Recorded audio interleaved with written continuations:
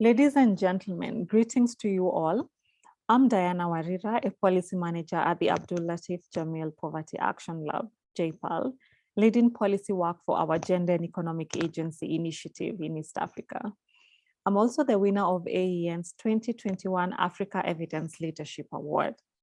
It's a real honor to be speaking at this year's Evidence Conference, a convening that all of us in the EIDM space have come to love, a place where our shared experiences, eye-opening lessons, and even grueling challenges always result in more shared understanding and resolve to continue working for a better Africa, where evidence is the centerpiece of our development. EIDM in Africa has grown in leaps and bounds over the last decade. We have various players in this space, ranging from evidence producers, evidence mediators like myself, and evidence users. And the ecosystem continues to be defined in more ways than this. So seeing how these different players have slowly begun to emerge from their silos is very refreshing.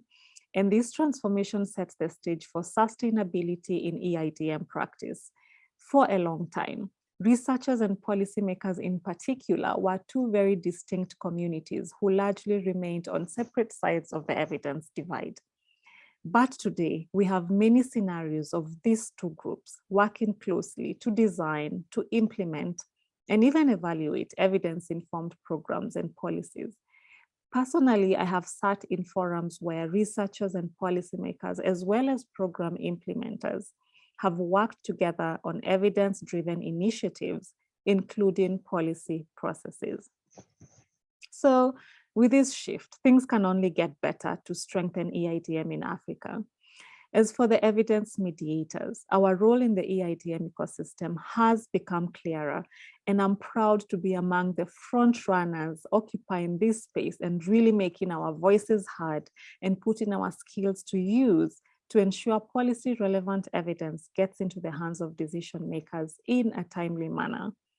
I am extremely grateful for opportunities like my current role at JPAL, because not only do I play a key role in influencing decision makers with evidence, but I'm also part of the idea generation towards defining policy relevant studies.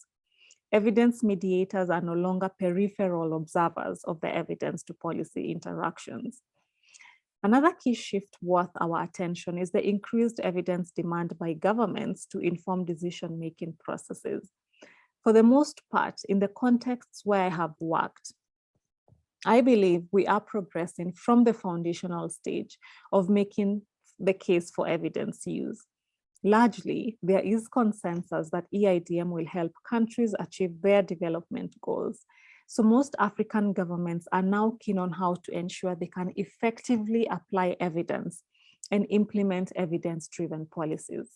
There's also growing interest to partner with organizations like JPAL and other like-minded institutions to measure the impact of these policies. With the caution of not making sweeping statements, this shift is by no means the case across the board. Bearing in mind the heterogeneity of our countries and policy contexts, even within countries, there's more promise of EIDM in some government ministries, departments, and agencies than in others. While I may not cover all aspects of how the evidence ecosystem in Africa has shifted in my reflection, the interest by governments and other evidence users to really grow their capacities and skills in evidence use is astounding and worth mentioning. It is encouraging to see several initiatives led by AEN and its membership to strengthen evidence capacities for these groups. Growing capacities for EIDM can take different forms, including trainings. However, I'll speak to one form that I have seen play out very well in the Kenyan policy context: the Government Technical Working Group approach. TWGs, as they are often called, are not a new mechanism for engaging with governments in many countries. However, I have found this to be a very promising pathway to strengthening the capacities of government state departments to formulate strong policies grounded in evidence. So not only do the decision makers get access to a wide pool of evidence from stakeholders when deliberating policies, but this is also a great place to thrash out the ideas around policy positions, from diverse mindsets in a context that is largely evidence-driven. Here I will give a big shout out to the State Department for Gender in Kenya's Ministry of Public Service, Gender, Senior Citizens, and Special Programs. The State Department has opened its doors to non-state actors to support in the development of various gender policies from a position of evidence. This political will and commitment from government demonstrates that several other factors besides the availability of policy-relevant evidence are key success factors for EIDM. So leveraging existing government mechanisms for stronger evidence use is a winning strategy. And most importantly, don't forget to nurture those relationships. So in the next decade, I'm looking forward to 3 things on EIDM in Africa. One is contributing to sustainable approaches to better EIDM practices within governments. As we know, it is the government's mandate to formulate and implement policy. Therefore, as non-state actors, it is prudent if we invest in initiatives that will entrench a culture of evidence use within governments and keep these institutions going strong long after donor funding and external support has wound down. As policy and government relations professionals, we know we are there for the long haul in support of EIDM initiatives. However, realistically, we shall not always have the resources to actively support the work being undertaken by governments. There are also the challenges posed by staffing transitions within governments due to election cycles and other changes in the public service. So sustainability can take many forms, including ensuring the presence of institutional policies and frameworks whose mandate is to ensure all government decision-making is evidence-driven.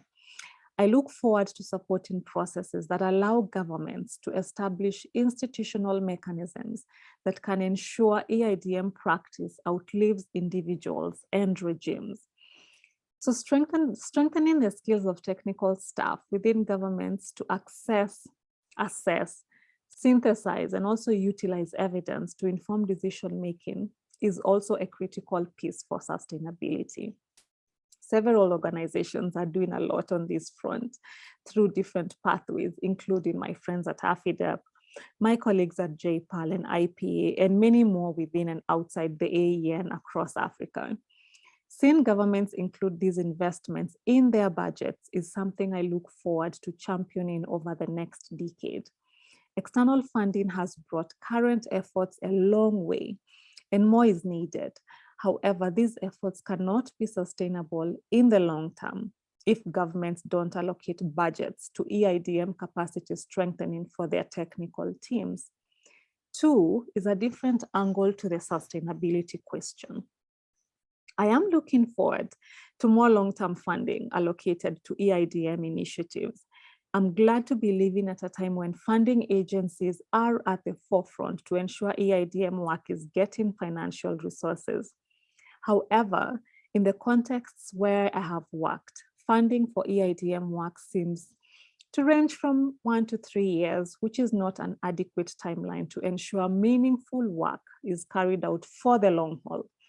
3 to 5 year funding cycles at a minimum could help us do more. Speaking from experience, sometimes it could take a minimum of a year to establish new policy relationships before real work can get off the ground, considering government bureaucracies, navigating politics, and many more unforeseen pitfalls in government relations.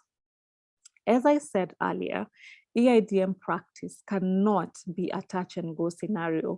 A couple of meetings with government officials and their technical teams is not enough to inculcate and support a culture of EIDM.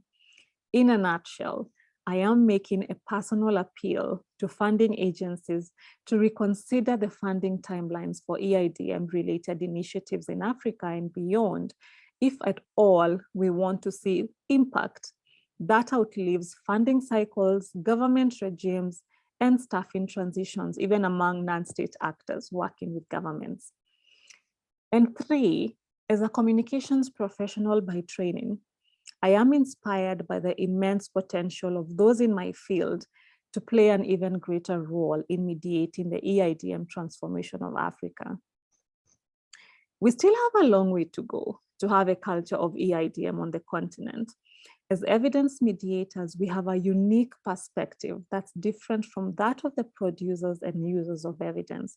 We have an eye and ear in both corners, and by understanding the needs of those two groups, we can be more effective in mediating EIDM.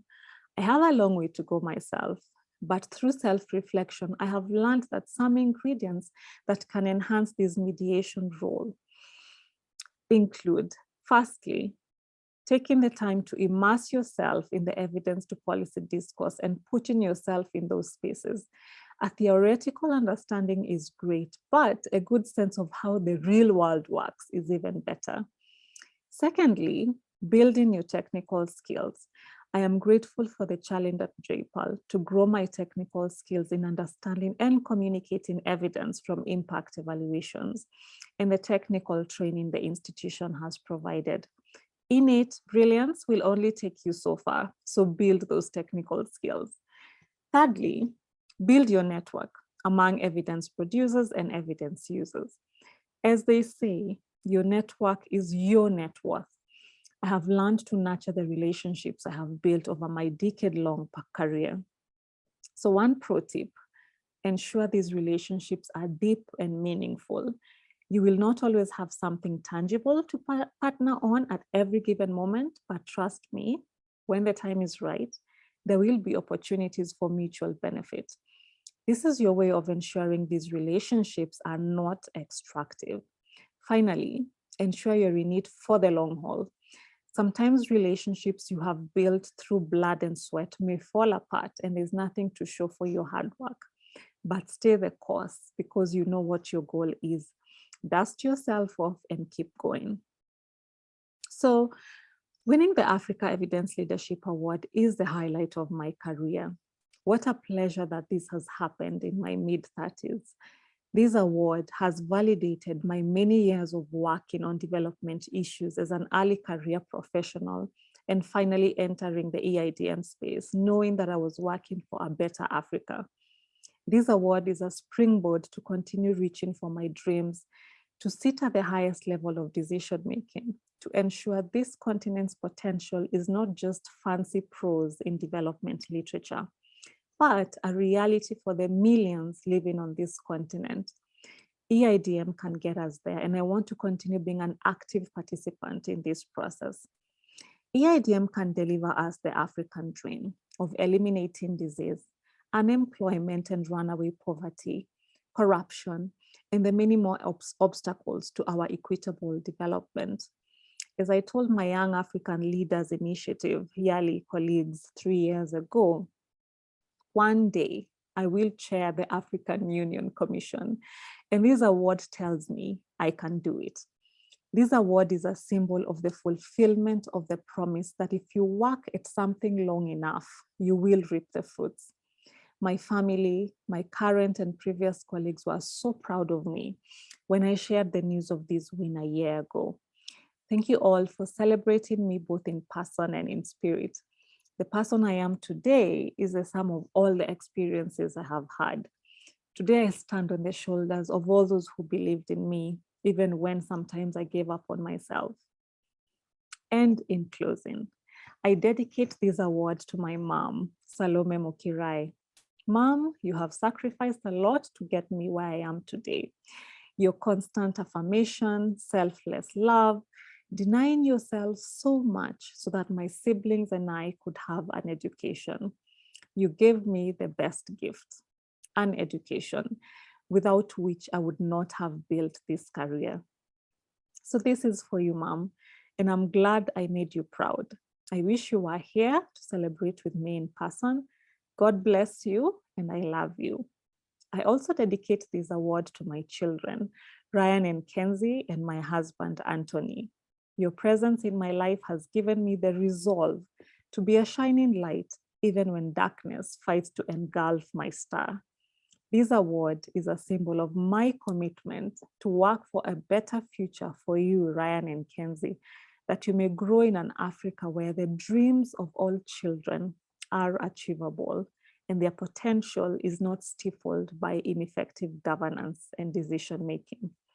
May this award forever be a symbol of hope and high achievement in your lives.